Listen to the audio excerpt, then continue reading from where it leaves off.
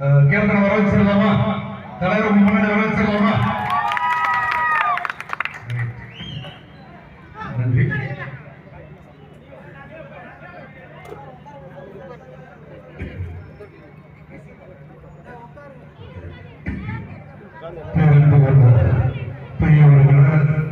அருமை தாய்மார்கள், அன்பு கொண்ட சகோதர சகோதரிகளை, என் உயிரின மேலான அன்பு தமிழ் நெஞ்சங்களை, உங்கள் அனைவருக்கும் என் நன்றி கலந்த வணக்கத்தை தெரிவித்துக் கொள்கிறேன்.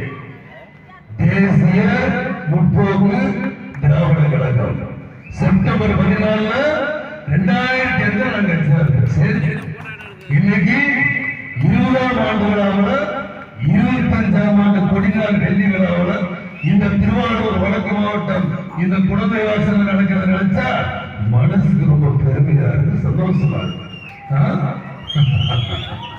ஏன்னா நான் மன்ற காலங்கள் இருக்கும் போது கிட்டத்தட்ட படப்பிடிப்புகளுக்கு நிறைய பேர் வருவாங்க, நிறைய கூட்டமாக வருவாங்க. இல்லைங்க தலைவரே, நீங்க மன்றத்துக்கு எங்களுக்கு ஒரு கொடி வேணும், எங்களுக்குன்னு ஒரு அடையாளம் வேணும். ரசிகர் மன்றம் சொன்னா யாரும் மதிக்க மாட்டேங்கிறாங்க, எங்களுக்கு ஒரு அடையாளம் வேணும். நீங்க கேட்கிற அடிப்படையில் தான் உங்களுக்கு நான் கொடியை வழிபடிச்சு கொடுத்து, அப்ப கொடியை கொடுக்கும்போது கூட பல்வேறு படப்பிடிப்புகள் எல்லாம் இருந்தாலும் கூட என்னுடைய ஆரோக்கிய நண்பர் ஆசிரியர் இப்ராஹிம் தான் உங்களுக்கு கொடியை அறிமுகப்படுத்துகிறார்கள். அந்த காலகட்டங்களில் நீங்க வழங்க முடியுமா? அன்னைக்கு நீங்க ஆப்டாயர் போட்ட காலகட்டங்கள் இன்னைக்கு பேண்ட் போட்டு வேட்டி கட்டி இன்னைக்கு முழு மனுஷனா என் முன்னாடி நிற்கிறீங்களா? இதை விட எனக்கு என்ன வேணும்? எல்லாரும் உங்ககிட்ட ஆட்சி பிடிக்க நினைக்கிறாங்க, நான் உங்களோட உள்ளங்களை பிடிச்சா போதும் நினைக்கிறேன்.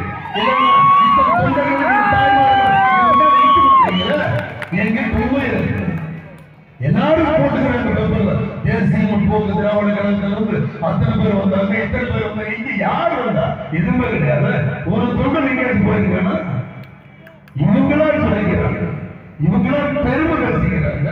ஆனா எதுவும் இல்லை, உங்களை ஏமாத்துறாங்க மக்கள். உங்களை ஏமாத்துறதா என்னால் தாய்க்க முடியாது. என்றால் நான் திரும்ப ஒரு வார்த்தை சொல்றேன், ஒவ்வொரு மேலையிலும் ஒவ்வொரு கூட்டத்திலும் நீங்க வர்றீங்க போறீங்க, இதான் ஒரே ஒரு நாள் எனக்கு ஒரு வாய்ப்பை நீங்க தாரிகளை மக்கள் ஒரு தடவை உட்கார வச்சுட்டீங்க. 50 கட்சி கூட்டணி சென்றாலும் என்னை அசைக்க முடியாது. நீங்க எது வேணும்னாலும் விலை கொடுத்து வாங்கிடலாம், ஆனால் என்கிட்ட தைரியத்தை மட்டும் விலை கொடுத்து வாங்க முடியாது. விஜயகாந்த் கட்சி ஆரம்பிச்சிட்டாரு, இவருக்கு பணம் இல்லையே, எப்படி கட்சி நடத்துவாரு, எப்படி தேர்தலை சந்திப்பாரு சொன்னீங்களா? எனக்கு பணம் வராது.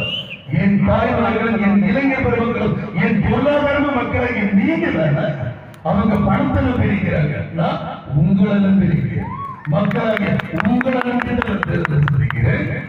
இதனால சமீபத்தில் எல்லாரும் சொன்னாங்க மும்மொழி கொள்கையை பிடிக்கிறார். மும்மொழி கொள்கை எனக்கு எந்த மொழி கொள்கையும் கிடையாது.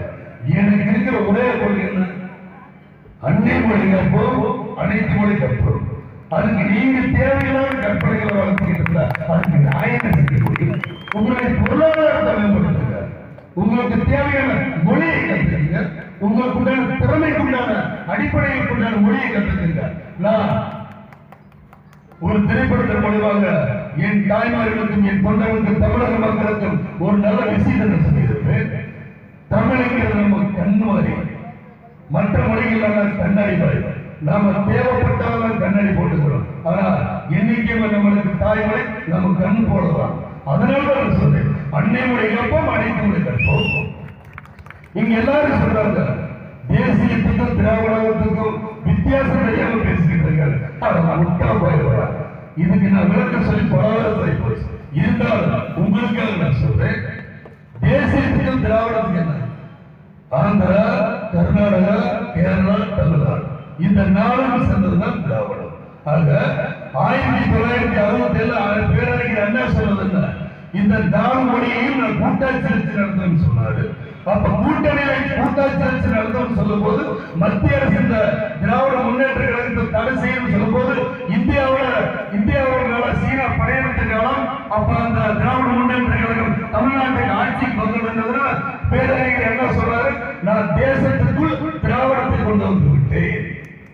நான் தேசத்துக்குள் திராவிடத்தை கொண்டு வந்துவிட்டேன்னு சொன்னாரு. அப்படி வந்ததான் இந்த தேசிய முற்போக்கு திராவிடம். இதுவரை உங்களுக்கு உனக்கு எப்படி சொல்ல முடியும்? இதுதான் என்னுடைய கொள்கை.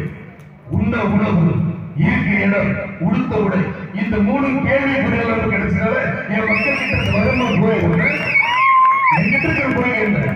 உங்களுக்கு தேவையான அடிப்படை விஷயங்களை நான் முன்னெடுத்து போராடுகிறேன். இதனால் வரைக்கும் எனக்கு சிறப்பான ஒரு வரவேற்பு கொடுத்த மாநில கழகத்திற்கும், மாவட்ட கழகத்திற்கும், ஒன்றிய கழகத்திற்கும், பேரூர் கழகத்திற்கும், சிற்றூராட்சி கழகத்திற்கும், கிளை கழகத்திற்கும், ஊராட்சி கழகத்திற்கும், ஒன்றிய கழகத்திற்கும் மனமார்ந்த நன்றியை எடுத்துக் கொள்ளாமல் மருத்துவர் அணிக்கும், மாணவர் அணிக்கும், விவசாயி அணிக்கும், தொண்டர் அணிக்கும், மகளிர் அணிக்கும், அனைத்து அணியினருக்கும் மனமார்ந்த நன்றிகளை தெரிவித்துக் கொண்டு வீடு நாமாக இருப்பினும் வாழ்வாக்கு தமாக இருக்கிறோடு இந்த விவசாயிகளால் வாழ்ந்தான் வாழ்ந்தான் வாழ்ந்தான் இந்த மக்களுக்காக